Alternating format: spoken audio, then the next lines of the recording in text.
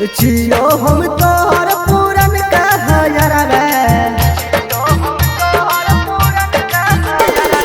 जियो हम तोहर पूरन कहरबे छोरी गे चल दिया मक खेत में हमारा छोरी गे चल दिया मक खेत में हमारा लागल छे हमरा पोखरी और ठंडा लागल छे हमरा पोखरी और ठंडा छोरा रे कोना दियो मक खेत में तोरा छोरा रे कोना दियो मक खेत में तोरा छोरी गे चल दिया मक खेत में हमारा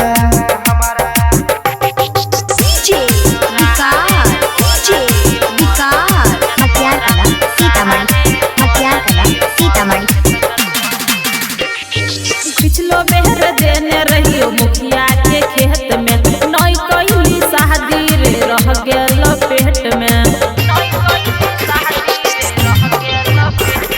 याद कर पिछलो बार लेने रहो लगारा अब की बार कइर लेबो भाई सा झगड़ा गाँव में पी खाए के पैर गाड़ी हाला छोरा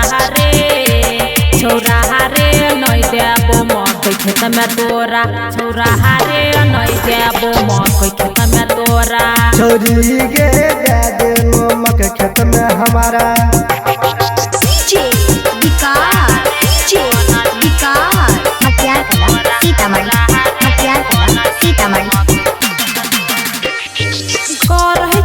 अब हमरा इतना तू जिद रे काट लेना दाल छोरा रवे न सतीस रे जानरी हो महकावाला झुमका यारा चोली याई काल करबी तो केना हेते बोली कुंदन पवन संग होय जहि तो दंगा छोरा रे